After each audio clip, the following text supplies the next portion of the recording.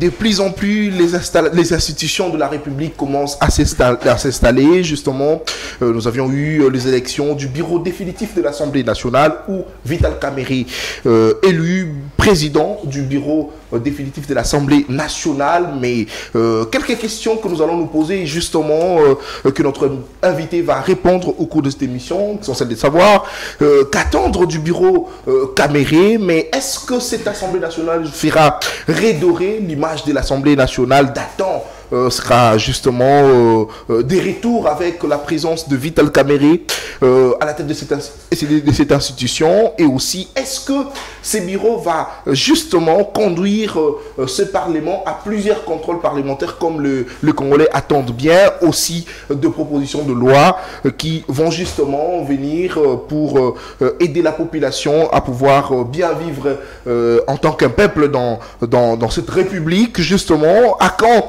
l'installation du bureau définitif du Sénat, parce que les élections continuent toujours à se dérouler. Récemment, c'était l'élection au Sénat, enfin l'élection du Sénat à l'Équateur, et il reste justement à Massimaniba où les élections ont été annulées. C'est pour bientôt là, au mois de juillet, que les élections vont se dérouler. La campagne électorale commence au mois de juin.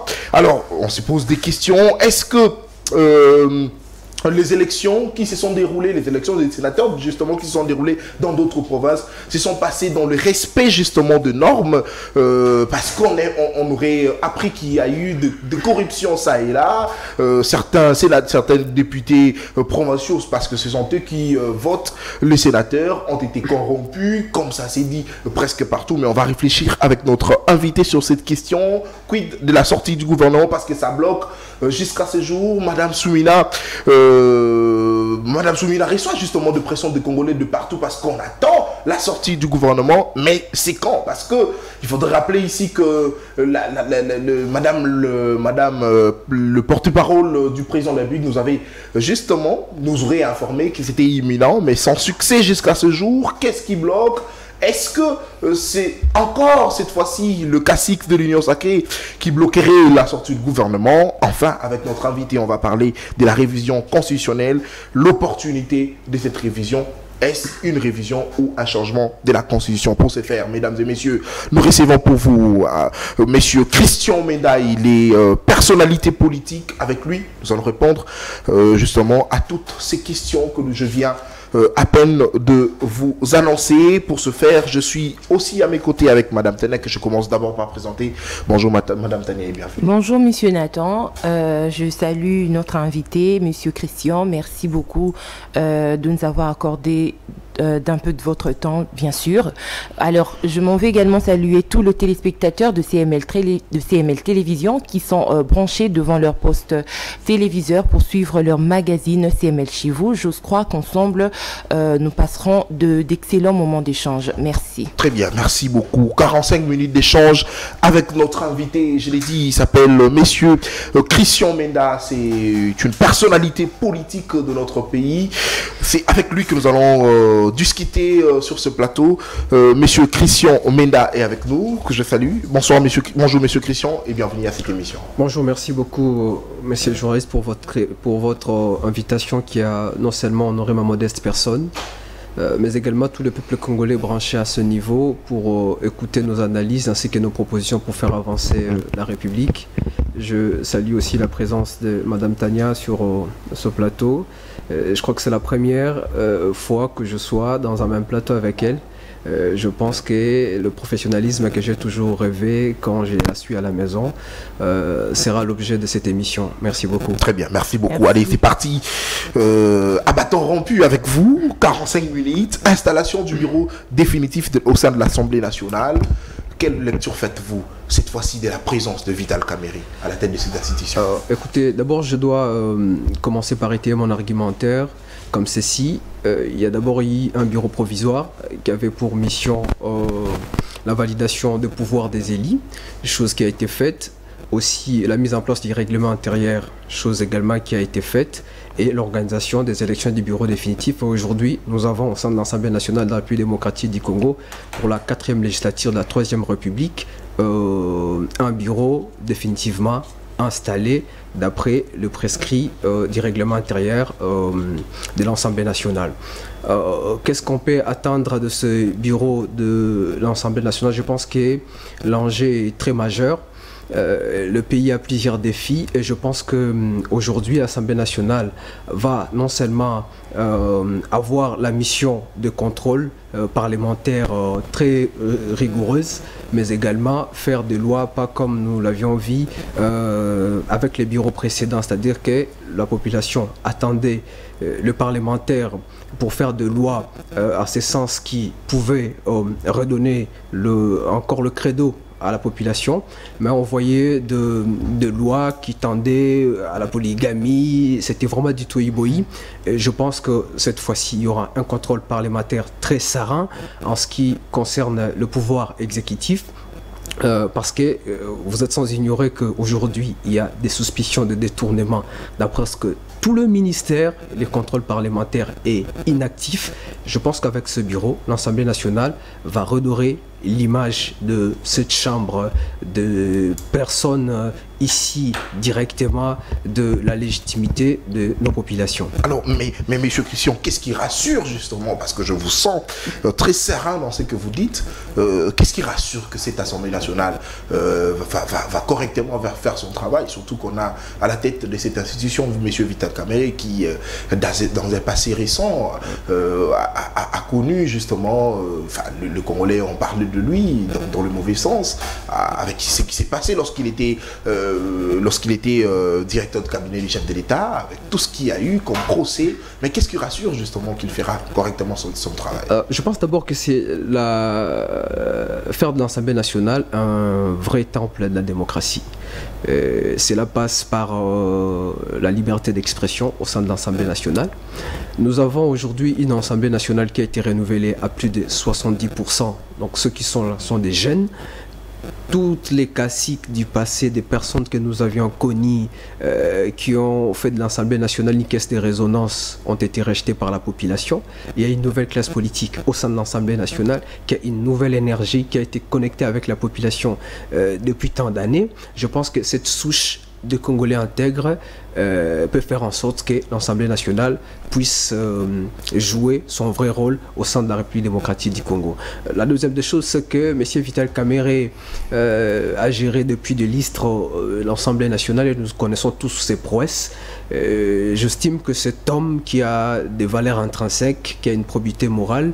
Vital Kamerhe, une probité morale, vous dites? Exactement. Je suis en train de dire sans embâche que ce monsieur Vital Kamerhe a une probité morale très avérée. Il est vrai que les aléas de la politique peuvent nous faire donner un tableau sombre d'une personnalité politique à une certaine époque. Qu'à cela ne tienne, il faut avancer vers ce qui est objectif pour que effectivement l'État congolais puisse jouer son rôle dans les concerts des assemblées parlementaires du monde. Alors, Monsieur Christian, est-ce que vous pensez que l'actuel président de cette chambre, Vital Kamerhe, a encore la même énergie qu'il avait, qu'il dégageait d'il y a 15 ans? On rappelle que ça fait 15 ans pratiquement qu'il a quitté cette chambre. Je pense qu'on dit souvent il faut reculer pour mieux sauter. Vital Kamerhe a joué un grand rôle dans l'effectivité de l'État congolais. Et je pense que les chefs de l'État même l'avaient dit pendant que Vital Kamerhe était en train de traverser le moment des turpitudes de son histoire politique, que Kamerhe pourrait encore jouer un grand rôle au sein de la République démocratique du Congo. Et je pense essentiellement ce grand rôle, c'est ce qui est en train d'être fait et même joué par cette personnalité de haute facture qui est Vital Kamerhe. Alors en ce qui concerne si le peut en tout cas faire avancer l'Assemblée nationale congolaise, si je pense, parce que c'est quelqu'un qui a une certaine rigueur dans le travail. C'est quelqu'un qui a masqué les choses puissent avancer. Et dès son temps, on peut se rappeler que nous avions connu cette constitution, nous avions connu beaucoup de choses. Aujourd'hui, je pense que Vital Kamerhe peut encore jouer un grand rôle au sein de l'Assemblée nationale, mais il ne peut pas le jouer seul. Il a tout un arsenal en ce qui concerne le bureau. Je pense que si chaque personne met en contribution son énergie, son expérience politique, et cette institution va bien évidemment avancer. Très bien. Alors, Vital Kamerhe a la rigueur dans le travail, mais pourquoi j'ai posé cette question par rapport à l'énergie? Parce que une fois, comme VPM de l'économie, beaucoup de Congolais se disent être déçus au regard de son bilan. Est-ce que s'il faut établir un parallélisme entre sa gestion au niveau de l'économie et aujourd'hui le pouvoir qu'il a justement de présider l'Assemblée nationale, vous pensez que les Congolais peuvent attendre à ce que leurs desiderata soient rencontre justement puisqu'on parle de l'Assemblée nationale et également de l'histoire politique et administrative du Congo, je dois en tout cas prendre la citation de quelqu'un. Je pense que c'est cette personne dont nous sommes en train de parler, Vital Kamerhe, qui a dit que l'économie congolaise a besoin de personnes qui ne doivent pas mettre la main dans la pâte pour la retrancher de sa substance, mais pour la faire avancer. Je pense aussi que, puisque c'est l'histoire, je dois revenir un peu pour pouvoir orienter mon argumentaire. L'économie de la République démocratique du Congo a été issue de la loi de l'option belge. C'est-à-dire quoi, en 60, il y avait des tables rondes. La table ronde politique, celle qui nous a donné l'indépendance que nous avons aujourd'hui, mais également la table ronde économique. Et à l'issue de cette table ronde économique et sociale, il y a eu ce qu'on appelle la diperie coloniale. C'est-à-dire qu'il y avait des profanes économistes, de personnes qui ne connaissaient pas les rouages institutionnels économiques. Ils ont négocié, entre autres, il y avait Mobutu, ils ont négocié le modèle économique congolais que notre pays nouvellement indépendant pouvait avoir. Et cette loi de l'option belge a connu ce qu'on a appelé une dipérie. La dipérie était celle-ci.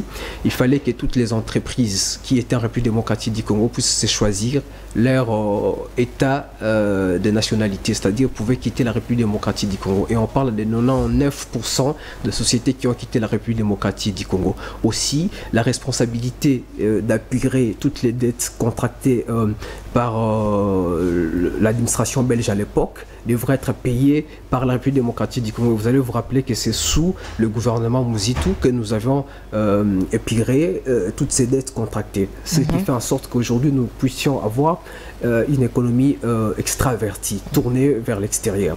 Alors, pour redorer l'image de notre économie, il faut faire de la production, chose qui n'est pas faite jusque-là. Nous sommes en train de nous battre pour industrialiser le secteur économique. Et Vital Kamerhe est arrivé à un moment où il y a eu la guerre russo-ukrainienne qui a fait en sorte qu'il y ait inflation, pas qu'en République démocratique du Congo, mais même dans nos États voisins.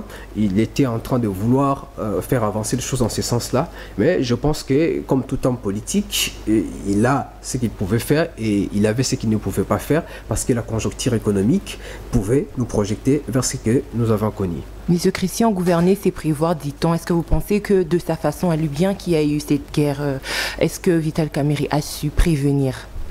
Bon, écoutez, moi je ne suis pas venu parler de Vital Kamerhe, mais puisqu'on parle de l'Assemblée nationale, je dois dire que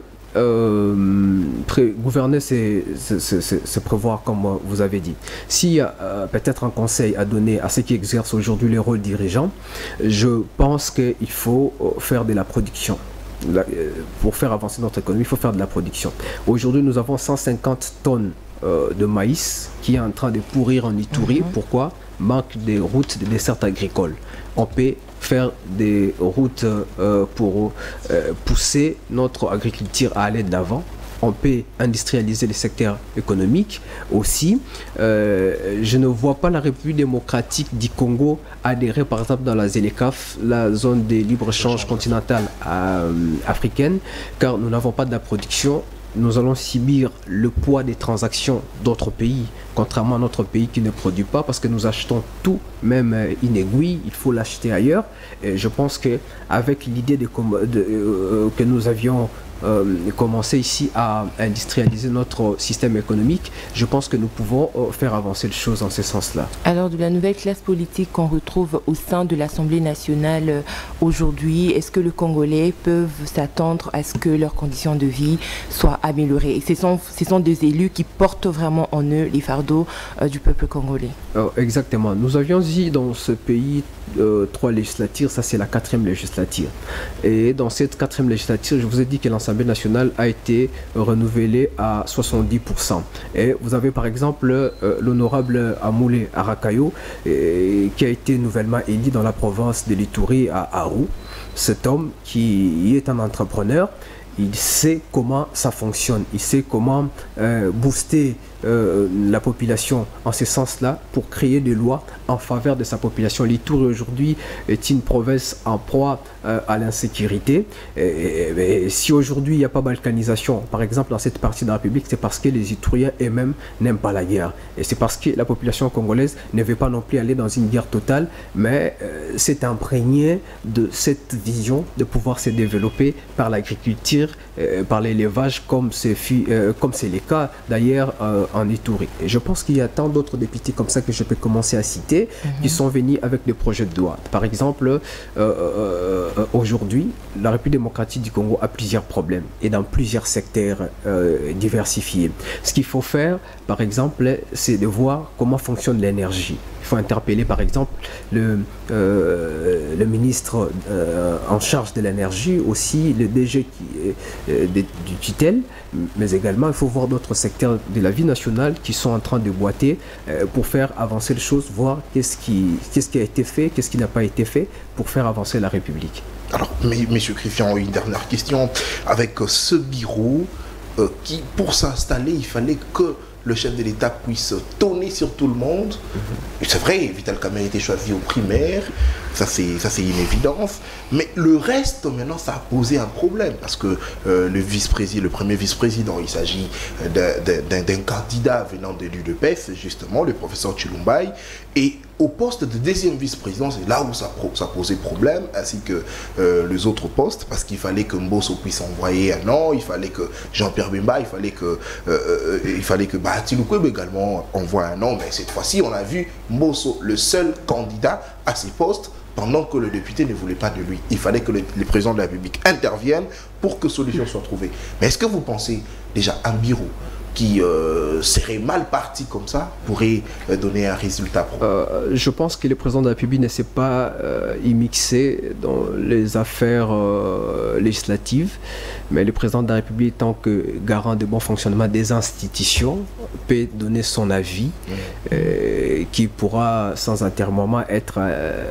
soumis à l'approbation dans les cas échéants. Non, mais ça c'était pas un avis, M. Christian. Je pense que ça a été... Continuer, il va dissoudre l'Assemblée. Ça veut dire que l'Assemblée nationale était en quelque sorte un blocage pour le président de la République, raison pour laquelle il a tonné. Je pense peut-être que le président l'a dit dans sa carrière d'un père. Vous voyez, à la maison, quand on dérangeait, papa pourrait dire, toi tu vois, je veux faire ça, mais il ne va pas le faire parce que pour dissoudre l'Assemblée nationale, il faut qu'il y ait conflit entre le gouvernement et l'Assemblée nationale. Or, aujourd'hui, c'est l'Union sacrée qui a la majorité parlementaire, qui a une première ministre, c'est l'Union sacrée qui a la majorité au sein du Parlement. Je pense que c'est l'Union sacrée qui est en train de diriger. S'il y a des couacs, ils vont se mettre autour de la table pour discuter. Mais si je dois dire quelque chose, c'est qu'aujourd'hui, nous sommes en train de vivre la vraie démocratie. Parce que du temps de régimes qui ont précédé, vous n'avez jamais vu des primaires. Moi, personnellement, je ne le voyais qu'aux États-Unis, je ne le voyais peut-être qu'en Allemagne. On parle, parce qu'ils arrivent à se mettre d'accord. On parle des primaires. Non, je pense que la démocratie congolaise est en train de s'asseoir à petits pas. Et c'était là. C'est de la démocratie. Dans une famille, voilà, d'une même famille politique, ils arrivent à se mettre d'accord. Je pense que si question de la mauvaise foi, existé, c'était dans des régimes précédents. Ou l'égoïsme, carrément, tout le monde doit être chef. Là, on imposait quelqu'un et puis vous venez. Mais ça, Vital Kamerhe est passé par des primaires, il a été désigné. Non, mais là, ils n'arrivaient pas à se mettre d'accord. Non, mais c'est une question d'attente. Je pense qu'en démocratie, même étant dans une même famille politique, chaque personne peut exprimer ses ambitions politiques et on ne peut pas interdire dans une démocratie à une personne d'exprimer ses ambitions politiques. Et si on ne se met pas d'accord autour des ambitions politiques, qu'est-ce qu'on fait après, madame? C'est-à-dire, on laisse la primaire à la démocratie, chose qui a été faite. Et aujourd'hui, nous avons ce bureau de l'Assemblée nationale. Très bien. Allez, il s'appelle Christian Menda, c'est lui notre invité d'aujourd'hui. C'est une personnalité politique. Peut-être vous allez poser la question sur quoi son parti politique, c'est à lui-même de nous dire. Mais qu'à Saint-Étienne, nous retenons que c'est un acteur politique de notre pays. Allez, je l'ai dit, petit à petit, les institutions de la République démocratique du Congo qu'on commence à s'installer définitivement. On a fini l'étape de l'Assemblée nationale. Cette fois-ci, c'est le Sénat. À l'installation, en attendant que les élections se déroulent également à Massimaniba où c'était annulé. Allez, monsieur Christian Menda, c'est vrai, les élections des sénateurs continuent à se dérouler dans différentes provinces, surtout où c'était annulé. Mais ces élections, prenons peut-être le cas de Kinshasa où il y a eu des soupçons de corruption, on aurait appris qu'il y a eu certains sénateurs qui ont été corrompus avec des véhicules, avec des billets de banque. Quelle lecture faites-vous aussi à ces sujets? Mais surtout que ce sont nos institutions que nous comptons plus. Ce sont des institutions qui, lorsqu'ils travaillent bien, le Congolais avance. Mais ceux-là qui s'installent au sein des institutions sont issus des corruptions. Je pense que les soupçons de corruption peuvent exister dans une certaine mesure, mais quand elles ne sont pas encore prouvées par la justice, point n'est besoin d'émettre un avis en ce sens-là. Mais déjà, je profite de l'occasion pour féliciter le sénateur Idi Tabani Zakaria, qui vient d'être élu dans la province de l'Ituri. Et d'ailleurs, le communiqué de presse de la CENI a félicité que les élections se sont passées dans un climat apaisé, de quiétude. Et aujourd'hui, nous nous félicitons de cet élan démocratique que la République démocratique du Congo a commencé à emprunter. Mais également, nous mettons en garde de personnes de mauvaise foi, surtout ces politiciens vétérans qui ont géré la province de l'Ituri depuis des décennies et rejetés aujourd'hui par la population, qui veulent s'aimer désolation et terreur, perturber la paix, la quiétude ainsi que l'unité nationale dans cette partie de la République. Parce que vous allez vous rappeler qu'avant que sa candidature ne soit acceptée à la CENI, cette candidature a été invalidée d'abord par la CENI. Nous sommes allés à la Cour constitutionnelle et la Cour constitutionnelle... Invalidée pour quel motif? Parce qu'on disait de lui qu'il était soi-disant ougandais. Et nous sommes allés à la Cour constitutionnelle et la Cour constitutionnelle a confirmé véritablement qu'il détenait un certificat de nationalité congolaise. Et il a été repris dans la course. Aujourd'hui, il est élu. Ces mêmes personnes sont en train de faire des manœuvres dilatoires pour pouvoir encore aller voler son siège, alors qu'il est le maire élu de l'Ituri avec 9 voix et c'est sans précédent. Donc des personnes comme ça, il faut le protéger. C'est quelqu'un qui n'a pas commencé aujourd'hui, c'est un entrepreneur de plus de 40 ans dans la grande province orientale. Il a aidé à la construction des routes dans le Owele à Isiro. Il a soutenu le gouvernorat de l'Ituri à plusieurs reprises lorsqu'il y a eu des catastrophes. C'est quelqu'un qui est aujourd'hui le promoteur d'une école bilingue ou Moja French School au niveau de l'Ouganda, qui permet à ce que le ressortissant congolais puisse étudier avec les mêmes programmes scolaires, sinon éducatifs, avec ceux qui sont sur le territoire national. Et je pense que c'est quelqu'un qu'il faut aujourd'hui protégés parce qu'il y a des politiciens dinosaures, ceux-là qui ont échoué, qui veulent à tout prix se maintenir au pouvoir, qui sont en train de faire des manœuvres dilatoires dans des officines politiques à gauche, à droite, pour pouvoir l'écarter. Donc je pense que ce message-là peut passer à ce niveau-là. Ce message peut passer à ce niveau, mais M. Christian, vous savez qu'il n'y a pas de fumée sans trou de feu. C'est vrai, vous avez dit que sa candidature était invalidée. Je pense que c'était pas en vain. Il est temps pour lui d'aller saisir la Cour constitutionnelle pour prouver à suffisance qu'il était vraisemblablement congolais. Mais attendez, après son élection, vous avez dit ici qu'on continue toujours à l'attaquer, mais est-ce qu'il y a vraiment... il n'y a pas de dessous de carte dans cette affaire, monsieur. Je pense que les arrêts de la Cour, d'après le prescrit de l'article 168, les arrêts de la Cour sont susceptibles d'aucun recours et sont immédiatement exécutoires. Dès lors que la Cour constitutionnelle a confirmé qu'il était congolais, point n'est besoin d'aller encore vers cette Cour constitutionnelle, encore qu'en droit les compétences sont d'attribution. Aussi, je pense que il y a des politiciens aujourd'hui qui pensaient et qui continuent à penser que la République démocratique du Congo est un patrimoine pour eux et qu'ils peuvent faire carrière dans la politique. Or, dans la politique, on ne fait pas une carrière. Dans la politique, il y a des mandats. Dès lors que le peuple vous accorde sa légitimité, qui est d'ailleurs l'adhésion des populations au pouvoir public, qui prétend s'exercer sur ces populations, vous pouvez valablement représenter cette population. Et je pense que les grands électeurs ont fait le choix de pouvoir donner le mandat au sénateur Idi Tabani Zakaria. Laissons ce monsieur de haute facture qui est philanthrope et tout le monde témoigne du bien de lui, de pouvoir aider la population, de pouvoir mettre en contribution son savoir-faire, son expérience dans le monde des affaires au sein de la politique pour faire avancer la province de l'Ituri. Aujourd'hui, la province de l'Ituri a plusieurs défis. Je viens de vous parler, il n'y a pas de route de dessert agricole et d'ailleurs, il a contribué à ça plusieurs fois. Et je pense que s'il a un mandat de l'État, M. Idi Tabani peut encore faire avancer cette province de l'Ituri. Très bien. Alors, Monsieur Christian, dites-nous un peu quels sont ces points positifs qu'a le sénateur Idi Zakaria ou encore qu'est-ce qui, selon vous, l'aurait démarqué de ses adversaires au point où il souhaite à le voir, à vouloir le faire sauter? Je pense d'abord que à ce stade, il est impossible de le faire sauter parce que, comme je vous ai dit, les arrêts de la Cour constitutionnelle sont susceptibles d'aucun recours et sont immédiatement exécutoires d'après les prescrits de la Constitution, article 168. La deuxième des choses, c'est que M. Idi Tabani Zakaria, c'est un philanthrope. C'est quelqu'un qui évolue dans le monde des affaires. C'est un entrepreneur de grande envergure. Il a beaucoup aidé et je pense que les ressortissants de la grande province orientale peuvent en témoigner sans faire son apologie sur votre plateau de télévision. Il est porté par la population à ce niveau-là. Il a contribué dans plusieurs choses que la République démocratique du Congo a connues. Je viens de vous dire, nous avions connu de réfugiés qui se sont...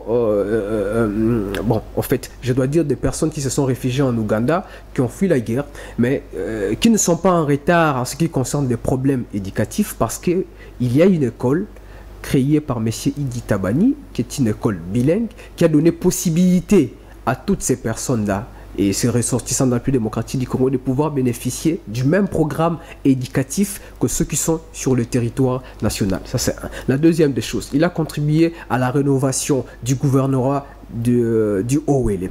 Il a contribué à la rénovation du bâtiment du ministère, je crois, de l'aménagement du territoire. Et en quelle qualité il opérait ce travaux? C'est un entrepreneur. Il peut en sa qualité d'entrepreneur. D'entrepreneur. Okay. Et je pense que tout ce qu'il a déjà fait en tant qu'entrepreneur, s'il le fait en tant que politique, il a plus de possibilités de foncer encore et d'aller très loin dans ce qu'il a comme idée, dans ce qu'il a comme vision, ce qu'il va imprimer dans la province de l'Ituri et dans la République démocratique du Congo en général. Alors, monsieur Christian, cette fois-ci, parlons maintenant de ces Sénats avec les birodages où on y trouve monsieur Pascal Kindelo qui est le président du birodage, mais cette fois-ci détrôné par les nonagénaires, monsieur Jonas Mukamba, 93 ans, il a été élu comme ça à l'Équateur. Mais est-ce que vous pensez que les Sénats, monsieur Christian, est-ce que vous pensez que le Sénat c'est simplement un lieu où le vieux doivent aller comme ça se reposer. Ils se disent, ok, on a fait beaucoup, on a beaucoup travaillé, pour la République ou pas, on y va au Sénat, on y va se reposer. Je pense que c'est une idée erronée de dire qu'au Sénat, il n'y a que de vieux, parce qu'une des conditions pour être sénateur, il faut avoir 30 ans. Donc si vous avez 30 ans, vous pouvez avoir des prétentions et même des ambitions pour se faire élire sénateur. Est-ce qu'ils vont aller se reposer? Je ne pense pas. La République démocratique du Congo, je disais tantôt, a plusieurs défis. Il y a des défis sécuritaires, il y a des défis économiques, il y a des défis sociopolitiques, tout cela. Et je pense que ceux qui sont au Sénat ont à la première vie cette idée en tête que la population est en train de regarder. Notre population est devenue mature après 4 cycles électoraux. Et je pense qu'aujourd'hui, avoir l'élix d'aller au Sénat pour ne rien faire, c'est en tout cas de creuser sa propre tombe pour ne plus, mais attendez, pour ne plus se faire élire. Prenons le cas du PP Jonas qui est élu comme sénateur à 93 ans. Vous pensez qu'il fera quoi, s'il vous plaît? Mais je pense que le scientifique également nous renseigne que dans un âge avancé, on réfléchit plus très bien comme quand on était jeune, monsieur. Je pense que d'abord le Sénat, c'est une chambre des sages. Celui qu'on appelle sage, c'est pas cette personne qui n'a que l'âge avancé ou l'âge moyen. C'est cette personne qui a des idées pour faire avancer quelque chose ou un domaine X. Aujourd'hui, lorsqu'on parle de personnes qui sont avancées en âge, qui sont au sein de l'Assemblée nationale, je pense qu'ils sont aussi importantes, ces personnes-là, parce que la République a besoin de leur expérience et de leur sagesse pour avancer. Mais ne regardez pas la Chambre haute, l'Assemblée du Parlement, comme si c'était un nid d'oiseau où on pourrait se reposer après avoir passé beaucoup du temps dans plusieurs domaines ou dans plusieurs institutions, et puis on vient après avoir suivi tout ce qui s'est passé au cours de ces élections, justement. Non, mais je pense qu'ils se sont fait élire par des grands électeurs qui sont des députés provinciaux pour représenter leur province. Ils sont des représentants valables de leur province. Et je pense qu'à ce stade, rien ne les empêche de pouvoir faire des lois, de pouvoir contrôler le pouvoir exécutif. Nous avons beaucoup de problèmes avec les DG, les PCA, avec les ministres. Et si nous avons un parlement de rigueur, un parlement très serein, je pense que beaucoup de choses vont changer. C'est à ce niveau-là que moi, je vois la caricature du Sénat. Très bien. Alors, parce que nous parlons du Sénat, vous avez tout à l'heure évoqué le fait que le Congo a maintenant une population mature, un peuple mature, d'où cette question, c'est, Monsieur Christian, ces mêmes Congolais, on va dire, sont en train de demander à ce qu'il y ait une suppression du Sénat. Pourquoi? Parce que ça serait l'une des institutions budgétivores de la République. Non, je pense qu'il ne faut pas regarder le Sénat avec cette taille-là. Dans de vieilles démocraties même où on fait preuve de la maturité politique et démocratique, le Sénat existe. Il faut plutôt être d'exigence en ce qui concerne le fonctionnement du Sénat. Par exemple, proposer la réduction du train de vie des institutions, les bureaux définitifs, des institutions. Ne regardons pas le Sénat avec un œil où il faut carrément l'extirper de la logique parlementaire, non du tout, parce que le Sénat joue un grand rôle, parce que beaucoup de personnes ignorent. On est dans le contexte de notre pays. Peut-être, ouais, je suis en train de parler dans le contexte de notre pays, bien évidemment. On ignore, qu'est-ce qu'on ignore? On ignore certainement parce que, madame, le Sénat joue un rôle de second degré. Je vais vous dire par exemple, il y a une loi qui voulait passer en Assemblée nationale, je cite pas cette loi parce qu'elle est sensible. Cette loi devrait accorder à plus de 100 ans les terres congolaises aux étrangers. Mais c'est le Sénat qui a cassé cette loi n'a pas passé. Aujourd'hui, si on supprime le Sénat, je pense que la seconde lecture ne pourra pas avoir une efficacité et la première lecture pourra faire passer beaucoup de lois que peut-être nous allons regretter après. Je pense que le contrôle du Sénat est aussi efficace à ce niveau-là. Très bien, merci beaucoup. Allez, nous avançons petit à petit vers la chute de notre émission. Justement, nous approchons vers la chute de notre émission, Monsieur Christian. Nous parlons cette fois-ci de la sortie du gouvernement, chose qui tarde jusqu'à ce jour. C'est vrai, malgré les réactions de Congolais, malgré les attentes de la population, le gouvernement tarde à sortir. Pour quelles raisons? Est-ce que ce sont toujours le cacique de l'Union sacrée qui bloquerait la sortie du gouvernement? Monsieur Christian, cette question vous est adressée. Je pense que le gouvernement est une branche du pouvoir exécutif parce que dans le pouvoir exécutif, il y a aussi le président de la République. Il y a deux attributions que le Premier ministre a dans un exécutif dualiste ou bicéphale. C'est-à-dire qu'il y a un Premier ministre et il y a un président de la République. Et surtout dans une démocratie libérale représentative et lorsque vous avez un régime parlementaire. Il y a des aléas comme ça, des choses qu'il faut préalablement respecter, prévues par la Constitution. C'est-à-dire qu'il fallait d'abord commencer par nommer un informateur pour identifier la majorité parlementaire. Et après, passer à la nomination du Premier ministre. Aujourd'hui, nous avons une dame, donc Madame le Premier ministre. Après cela, il faut qu'elle puisse proposer sa mouture au président de la République pour nomination. Nous ne devons pas oublier et pas se voiler la face qu'il y a de partis politiques, des regroupements politiques, aussi des plateformes politiques qui sont membres aujourd'hui de la majorité parlementaire. Qui doivent être primo consultés avant que nous puissions aboutir à quoi que ce soit. Qu'à cela ne tienne, le président de la République est en train d'y travailler, la première ministre aussi, pour que nous puissions avoir non seulement de ministres qui viendront en tout cas nous casser les oreilles avec des gyrophares dans des routes, mais de ministres travailleurs qui seront sur terrain. Très bien. Alors, est-ce que vous pensez que, on va parler de la formation de ces gouvernements, c'est fait avec des bases, des distributions de postes? Non du tout, je ne dois pas dire des distributions de postes, mais je dois dire avec un certain préalable, et ces préalables, je venais de les citer, il faut respecter la Constitution en ce qui concerne la majorité parlementaire. Et ces préalables devraient prendre autant de temps? 6 mois et 2 mois depuis que la première ministre est là. Chaque contexte politique en dépend, madame. Par exemple, Matata n'a pris que quelques 15 jours ou 14 pour former son gouvernement. Mouzitou, etc. Aujourd'hui, le contexte politique congolais va à ce qu'il y ait non seulement la parité au sein du gouvernement, où on doit voir les femmes en ce qui concerne les compétences, et c'est cela même l'opportunité pour moi de pouvoir proposer des compétences à la première ministre. Il y a une dame, cette maman-là, je ne l'aime pas parce que je la connais pas. Mais je vis ce qu'elle a déjà fait, ses prouesses. Elle est une probité morale avérée.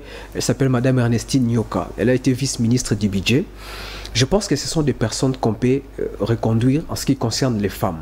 Et en ce qui concerne les hommes, pourquoi pas, je peux vous proposer l'honorable Amoulé Rakayo. Pourquoi pas le proposer? Parce que ce sont des personnes qui sont épris d'un certain sens républicain pour faire avancer la République démocratique du Congo et sortir le pays dans cette situation de dépérissement. Aussi, je pense qu'au-delà de la parité, il faut qu'il y ait une certaine représentativité. La géopolitique, c'est aussi une question. Le Congo a aujourd'hui plus de 450 tribus. Et je pense qu'il faut qu'il y ait une certaine représentativité des provinces au sein du gouvernement. Je pense que ces deux choses peuvent être celles qui font en sorte que nous puissions pas procrastiner, mais faire ralentir les choses de sorte à aboutir avec un certain apaisement. Alors, le choisi de ces gouvernements, pensez-vous que ce sont des personnes qui vont rencontrer les attentes de la population? Oui, bien évidemment, parce que on est ministre pas pour se servir, mais pour servir la population. Et aujourd'hui, la population congolaise, je vous ai dit, elle est très regardante. La population congolaise. Bien évidemment, les oiseaux rares existe toujours. Même dans une famille, il y a des enfants égarés, mais il y en a toujours qui sont des enfants dociles. Et je pense que cette sélection, ce casting qui est en train d'être fait par Madame Souminois, va nous donner effectivement des ministres qui vont se pencher du côté de la population, parce que je dois rappeler ici que ça c'est le dernier mandat constitutionnellement parlant du président de la République, et le président de la République ne va pas vouloir un échec patent. Je crois que le président de la République va vouloir marquer son histoire et il ne voudra déjà pas qu'il travailler. a promis corriger les erreurs. Bien évidemment, il faut toujours corriger des erreurs dans la vie, et je pense que dans cette dynamique-là, on aura un gouvernement qui va bien évidemment se pencher en ce qui concerne les désidérata de la population, et nous aurons ce que nous on appelle en sciences politiques la loi de l'offre et de la demande. Alors, Monsieur Griffin, c'est vrai que vous avez dit que le président ne va pas cette fois-ci perdre son temps pour qu'il échoue, c'est vrai. Mais le facteur temps, oui, le Congolais commence maintenant à s'inquiéter. Ils se disent, mais qu'est-ce qui se passe? On aurait appris, je l'ai dit au conditionnel justement, que cette fois-ci c'est encore Bahati qui bloque, c'est Vital Kamere, c'est Augustin Kabouya, et ainsi de suite. Mais pourquoi ça doit toujours être ce genre? Est-ce que peut-être cette fois-ci, vous ne pensez pas que c'est seul le président de la République lui-même qui est à la base de ces blocages, M. Griffin? Non du tout. Le président de la République, tant que garant du bon fonctionnement des institutions, le président de la République, tant que le symbole de l'unité nationale, le président de la République, tant que celui qui a réussi la légitimité, si je dois abuser de mon français, je dois dire la légitimité populaire, ne peut pas vouloir bloquer en tout cas son propre mandat, parce qu'il aura travaillé vous avez parlé de la parité. Exactement. D'ailleurs, on a Madame Judith qui est Premier ministre à la tête du gouvernement. Il y aura certainement de dames également au sein de ce gouvernement, et aussi à cela vous avez évoqué ici cette question de la géopolitique. Oui. Mais M. Christian, il ne faut pas oublier aujourd'hui que Mme Judith avait demandé à chaque famille politique de lui apporter 3 noms.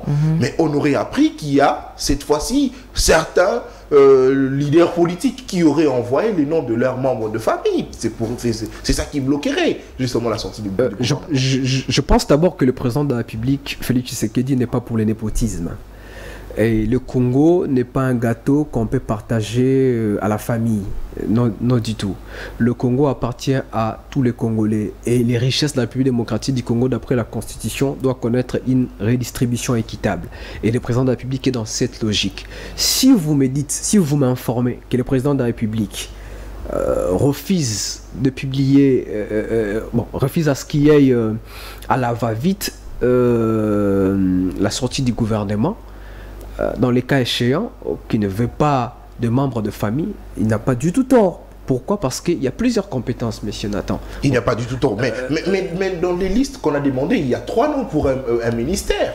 Si seulement on constate qu'il y a 2 membres de famille, mais on prend l'autre. Je dis que c'est vous qui m'informez qu'il y a 3 noms qu'on a demandé des listes en ce sens-là. Je n'ai pas cette information. Ce que je sais, on est en train de consulter les leaders de regroupements politiques pour pouvoir atterrir à un gouvernement national. Et dans ce gouvernement national, aujourd'hui, ce qui empêcherait, d'après ce que moi je pense, c'est peut-être que la géopolitique n'est pas encore respectée, peut-être que la parité n'est pas encore au beau fixe. Dès lors que ces 2 ingrédients qui vont faire en sorte que nous puissions avoir un gouvernement représentatif, aussi un gouvernement de compétences, je pense que la liste de ceux qui sont nommés va être connue dans les jours à venir. Alors, mais si nous continuons dans cette logique, c'est qu'on peut aller 7 mois, 8 mois, voire 1 année sans gouvernement? Non du tout. Le président de la République sait ce qu'il y a aujourd'hui comme l'urgence. Je vous ai dit, la situation sécuritaire à l'est de la République démocratique du Congo a besoin d'un gouvernement fonctionnel, dûment installé. La situation économique au sein de la République démocratique du Congo a besoin d'un gouvernement. La situation de fonctionnaires de l'État, la situation de militaires, tout cela, je pense que le gouvernement ne va plus tarder, peut-être que cette semaine, on aura le gouvernement. Est-ce que vous pensez qu'il n'y a pas encore eu de temps perdu jusqu'ici? Il n'y a pas eu de temps perdu ici, que si, parce qu'il y a des situations qui devraient être réglées préalablement. Mais je pense aussi qu'on a connu un moment de pouvoir adoucir la classe politique. Vous voyez, je parlais ici de la majorité parlementaire. Malheureusement, c'est ça notre constitution. C'est pourquoi même nous allons proposer dans les jours à venir des réformes institutionnelles qui doivent aussi toucher la constitution. Parce que moi, je suis pro-révision de la constitution. On en parle à la fin de cette émission, justement.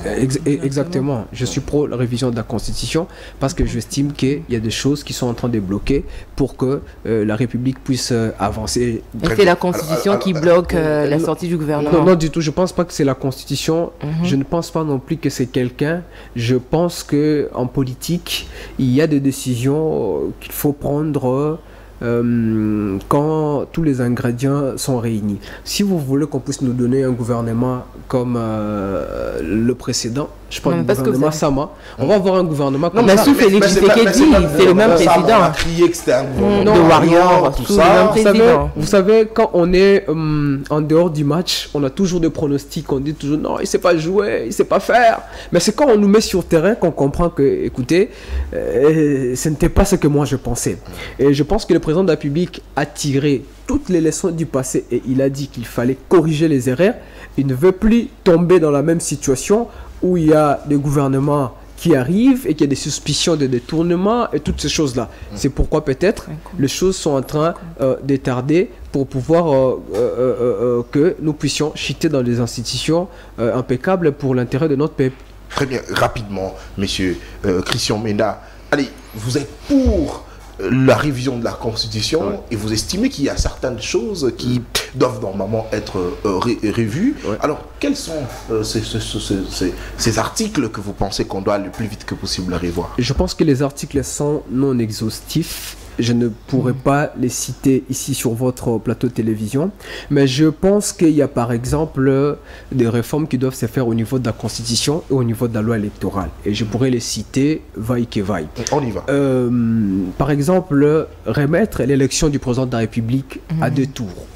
Pour favoriser à ce qu'il y ait un président élu avec des suffrages valablement exprimés et même à la majorité. La deuxième des choses qu'il fallait mettre l'élection des sénateurs à un suffrage universel direct, comme on vote les députés nationaux, pour éviter des suspicions de corruption que nous avions décriées tout au début de cette émission. Je pense aussi qu'il fallait donner le pouvoir à la Cour constitutionnelle, de pouvoir investir directement le gouvernement au moment où le Parlement, je parle de l'Assemblée nationale et du Sénat, n'est pas encore installé. Parce que c'est la Cour constitutionnelle qui confirme l'électorat des députés nationaux et des sénateurs. Et cette même Cour constitutionnelle, si on l'a donné le pouvoir de pouvoir investir directement le gouvernement, ça va faire en sorte que même quand il n'y a pas encore un bureau définitif de l'Assemblée nationale, le gouvernement peut être investi et commence le travail dans des circonstances atténuantes. Par exemple, lorsque nous avons des urgences sanitaires. Si vous avez aujourd'hui le Covid-19, on ne va pas dire qu'on attend le gouvernement. Des situations sécuritaires, par exemple, à l'Est. Il y a des situations comme ça qu'il faut donner le pouvoir à la Cour constitutionnelle de pouvoir œuvrer de sorte à faire avancer les choses. Je pense aussi humblement qu'il fallait au niveau de la loi électorale changer beaucoup de choses. Supprimer par exemple le seuil de représentativité des listes parce que ça orchestre beaucoup de fraudes dans un processus électoral. Il fallait maintenir le seuil de recevabilité des listes parce que c'est un filtre en amont pour empêcher en sorte qu'il y ait des partis mallettes, sinon des partis opportunistes qui n'arrivent qu'au moment des élections. Et ce seuil, on doit maintenir le 60% comme la loi électorale est en train de le stipuler. Donc je pense qu'il y a beaucoup de choses comme ça qu'on devrait faire pour pouvoir faire des réformes tant constitutionnelles qu'électorales. Aussi, il fallait clarifier notre question des nationalités. Il faut voir cette question. Il faut aussi regarder cet article qui dit que la République démocratique du Congo dans des situations d'organisation internationale et des traités, la République démocratique du Congo peut céder une partie de sa souveraineté. Moi, je pense que un pays ne cède pas une partie de sa souveraineté. Article 217. Exactement, 217. Un pays cède une partie de ses compétences parce que lorsqu'on adhère dans une organisation internationale, on cède non sa souveraineté, mais une partie de ses compétences en ce qui concerne les aléas de cette organisation internationale. Et alors, que dites-vous du mandat du président de la République? Je pense que nous devons maintenir le mandat du président de la République à 5 ans. Le problème, ce n'est pas le timing qu'on donne à un président de la République. Le problème, c'est la volonté d'un système politique à pouvoir faire la loi de l'offre et de la demande, de pouvoir mettre des institutions fortes en lieu et place des personnes et des individus forts. Je pense aussi que si aujourd'hui on s'aventurait à pouvoir élastiquer le mandat du président de la République, on pourra créer de monstres à plusieurs têtes. Très bien. Merci beaucoup, monsieur Christian Menda. Il a apporté une solution. Allez, nous avons reçu ici plusieurs qui nous disent non, vous voyez, l'article 78 veut à ce que l'on puisse nommer un informateur pour identifier la majorité, 3 mois, renouvelable une fois, ça fait 6 mois, tout ça. Lui, cet acteur politique, Christian Menda, pense qu'il faudrait donner cette compétence à la Cour constitutionnelle. Question d'investir le gouvernement parce que c'est celle-là qui valide les mandats des députés et des sénateurs. Allez, très bien. Merci beaucoup, monsieur Christian. Nous sommes arrivés pratiquement à la fin de cette émission. Vous avez pratiquement 2 minutes pour la conclusion. Merci beaucoup d'abord pour votre invitation. J'ai été honoré aujourd'hui. C'était une belle émission. Je pense que les Congolais vont aussi apprécier notre modeste contribution. J'aimerais beaucoup plus insister sur ce qui concernait les élections sénatoriales en Ituri.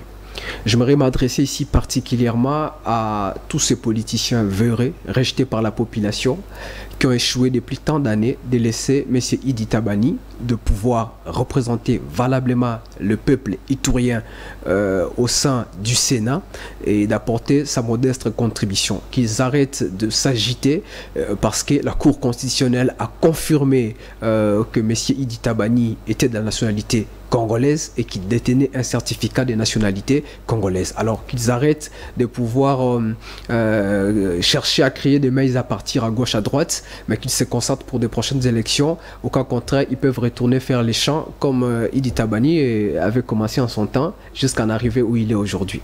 Très bien, merci beaucoup. Allez, les arrêts de la Cour sont susceptibles d'aucun recours et restent imposables à tous. Les arrêts de la Cour sont inattaquable. Ce n'est pas moi qui l'ai dit. Je ne suis pas. Moi ici, je parle pas droit. Moi, c'est le journalisme ici. Mais je lis seulement les articles et je comprends ce que veut dire la loi. Allez, nous laissons justement au sénateur Idi Tabani son poste au Sénat de pouvoir faire correctement son travail. Ce sont de nouvelles figures.